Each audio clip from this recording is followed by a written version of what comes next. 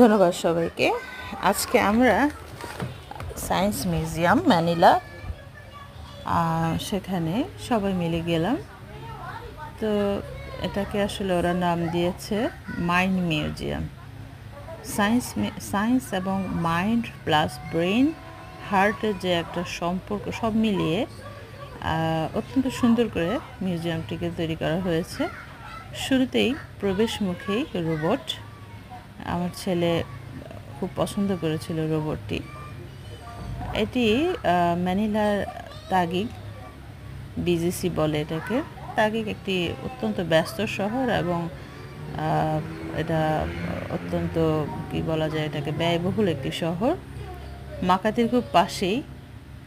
তো খুব মনোরম পরিবেশ, বিশেষ করে বিল্ডিংগুলো এত গোছানো, প্রতিটি বিল্ডিং অনেক উঁচু উঁচু তলা বিশিষ্ট। তো শুরুতেই প্রবেশ মুখে ভালোই, সবসময় এখানে লোকজনের সমাগম অত্যধিক বেশি থাকে। আর সবচেয়ে ভালো একটা মজার বিষয় হচ্ছে, যার যেদিন জন্মদিন সেদিন তার জন্য সম্পূর্ণ ফ্রি মিউজিয়ামের টিকিট। এটা অবশ্য ফিলিপাইনের মোটামুটি সবগুলো মিউজিয়াম বা দর্শনীয় স্থান সব সময় সারা বছরে যার জন্মদিনে ওরা ফ্রি দিয়ে থাকে টিকিট। তো এখানে আরেকটি ছোট্ট রোবট, খুবই সুন্দর। আর তারপরে আসলো এখানে হচ্ছে ফিলিপাইনের বিখ্যাত সাউথ সি যে ইয়েগুলো কি বলে এটাকে,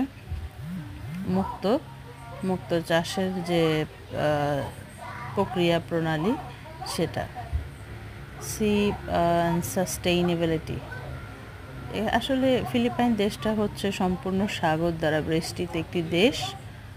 সাগর এবং পাহাড়, অত্যন্ত মনোরম পরিবেশ। এখানে আসলে পৃথিবীর বিচিত্র সব প্রাণী এবং কি বিরল প্রজাতির অনেক প্রাণীর সন্ধান মেলে।